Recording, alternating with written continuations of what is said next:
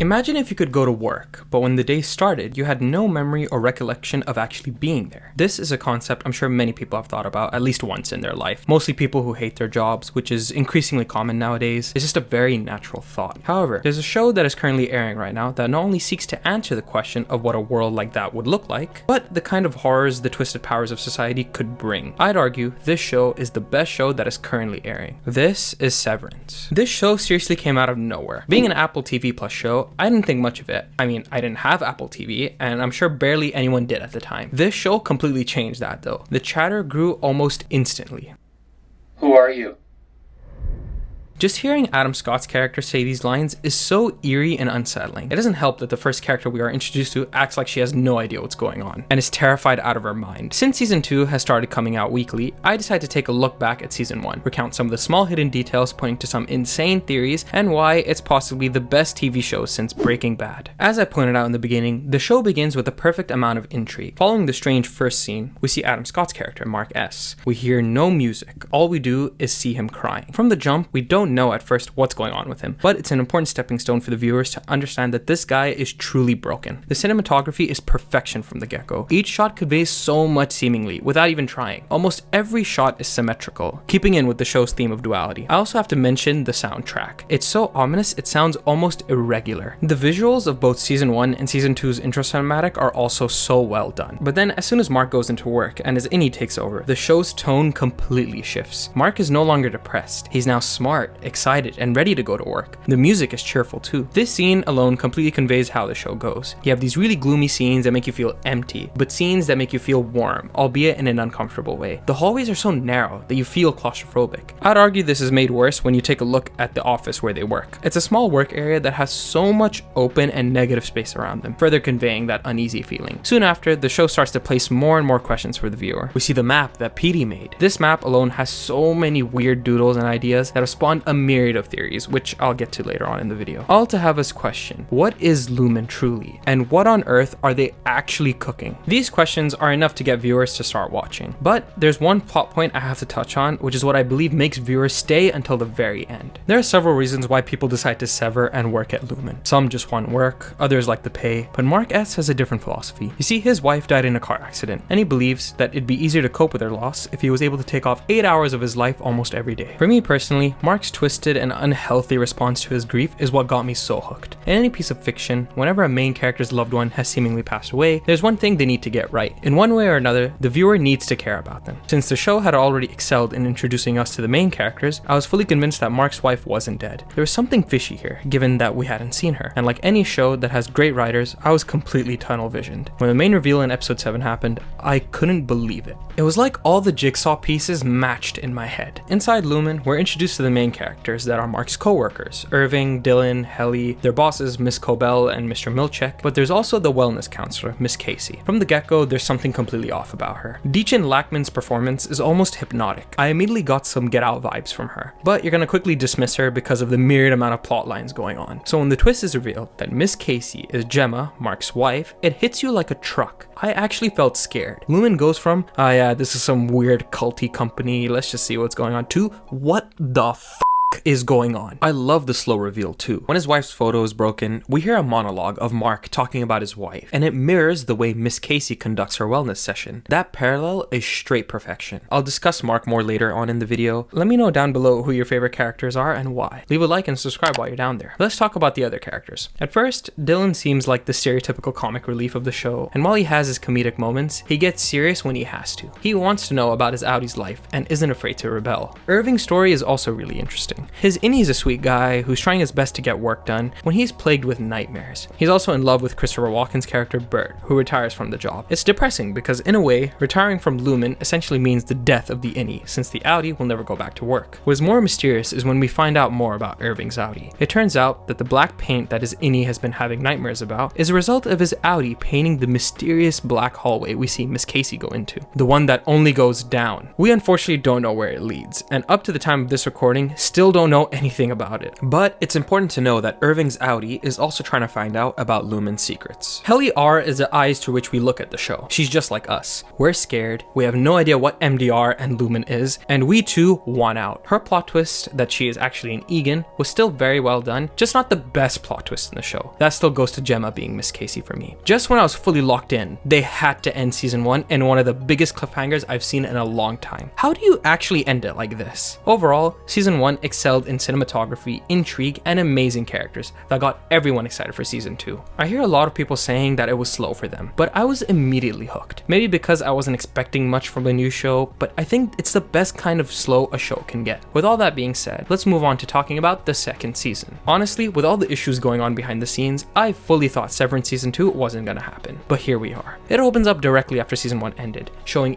Mark's panic as he realizes he's back at the office. The way the scene was shot was insane. Go watch the behind the scenes of it. It really did not have to go as hard as it did. Mark's first instinct, obviously, is to go find Miss Casey, but it turns out her wellness office has been stripped down to basically nothing. Is this particular scene that scares me though? Who the hell is this behind Mark? I've heard this one outlandish theory that this is a third personality of Mark, and I'm gonna be honest, not a fan of this theory. Yeah, it looks like he's wearing the same suit as Mark, but that's not enough evidence. I think to introduce a third personality would be going too far with things, and keeping it to just Innie and Audi versions keeps the show somewhat grounded. Then we get introduced to Miss Huang, which I'll talk more about later when I get into the theory section of the video. Eventually, Mark gets his original co-workers back, and they all agree to find Miss Casey. Back on the outside, Audi Mark continues to have a chip on his shoulder, especially when his sister brings up the whole she's alive thing to him. It's this scene though that's extremely interesting. Why does Cobel act like this when Mark asks her, "Do you know something about Gemma?"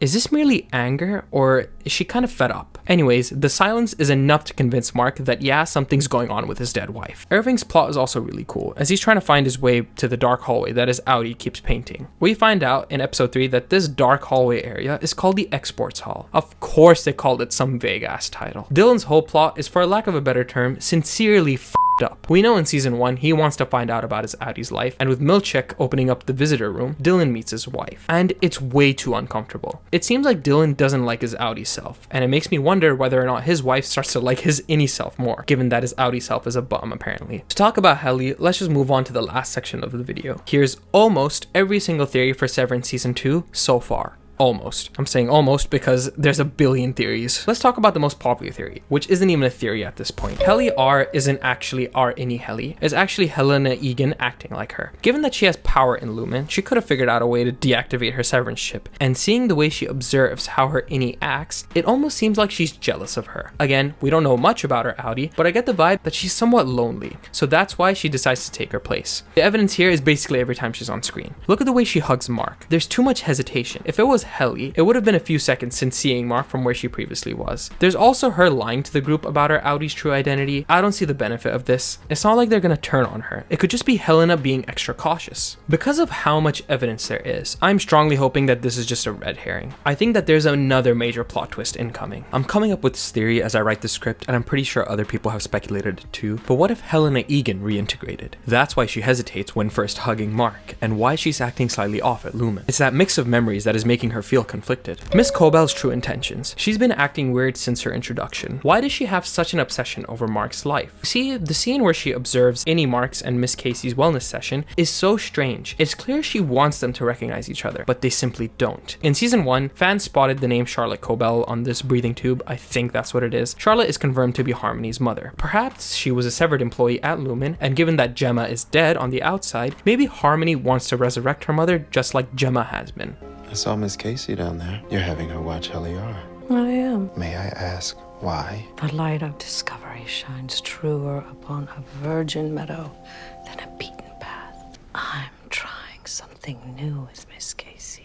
Which brings me to the next theory. What really is Cold Harbor? Cold Harbor is the project that Harmony wants to oversee. It's the project that our Innies and MDR are working on. See, the Battle of Cold Harbor is noted as being one of America's most bloody civil wars, with roughly more than 17,000 casualties. Given this information, people have theorized that Cold Harbor is the act of resurrection. We see this with Gemma, and with how they treat Kira Eagan, they ultimately want to resurrect him, so that they can almost right the wrongs of the Battle of Cold Harbor. Work is bullshit. The work is mysterious. and important, and we deal with the uncertainty it brings us in the way that Kira would have wanted. Now, there's a very outlandish theory which I heard get discussed on the channel New Rockstars. It's definitely a stretch, but I'm all for it. See, ever since the Gemma reveal, we've all been dying to see Audi Mark reunite with her. But what if this is something we've been looking at all wrong? The theory goes as follows. We see that Audi Mark is an alcoholic. He drinks almost all the time. So what if, when Mark was married to Gemma, he was a deadbeat husband? That because of his addiction to alcohol, he abused her. This led Gemma to Lumen, where she was told to fake her death. After the car crash, Lumen took her in, and she basically lives there now just to get away from Mark. This theory not only reframes the entire show, just like the first plot twist with Miss Casey, but completely defies expectations. It would suck and make me feel like shit, but it would be an incredible twist. Although, with the flash we see of Miss Casey at the end of episode 1, credit to Phil Gates on Reddit for this theory, but apparently the cell/tissue we see here means that she's dead. Like, no two ways about it. What if she was severed, and her Audi version is dead, but the severance procedure somehow makes her innie version alive? Since an innie needs an Audi, this explains why she acts so strangely. There's enough hints in the show that showcase that the innie and Audis are not completely independent of one another. As Petey stated in season 1, But I always wondered, you carry the hurt with you. You feel it down there too.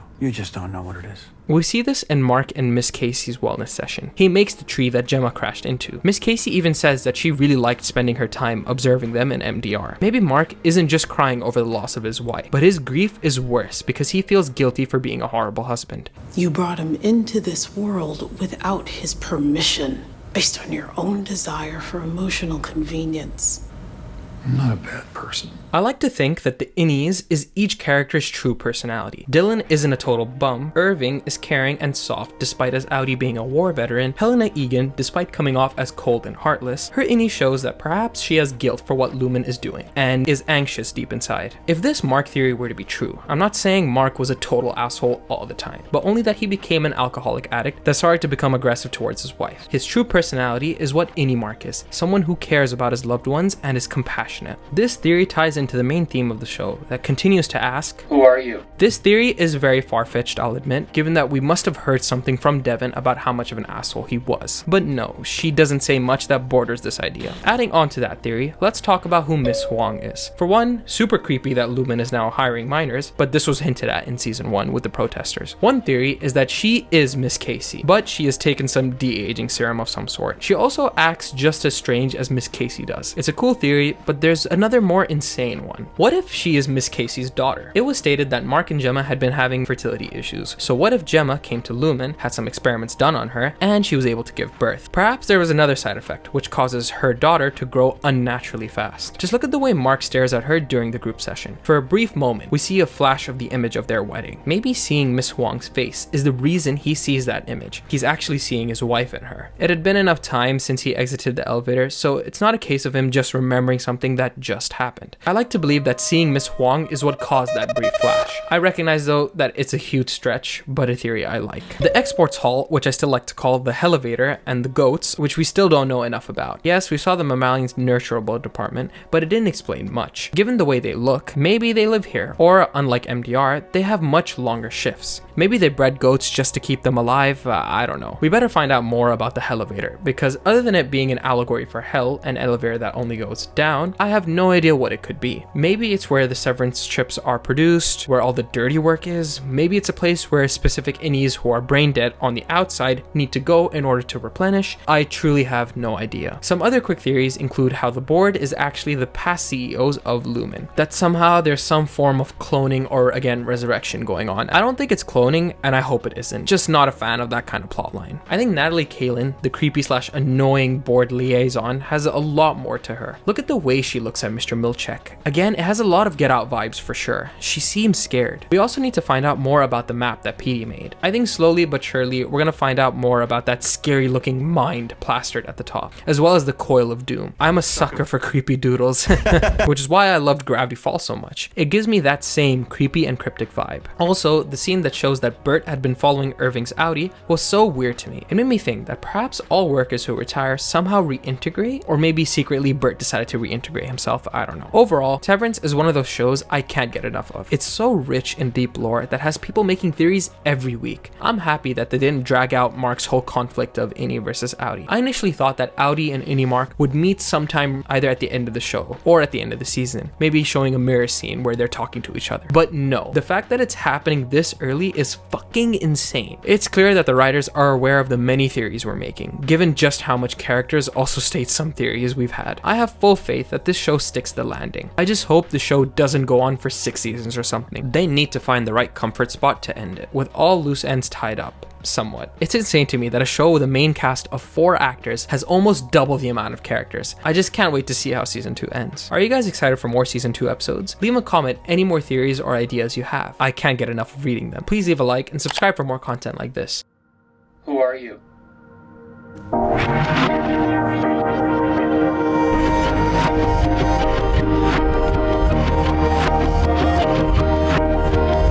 My wife was extraordinary.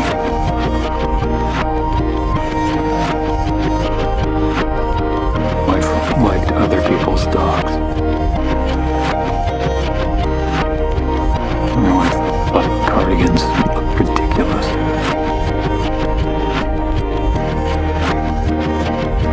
I loved all these things about her equally.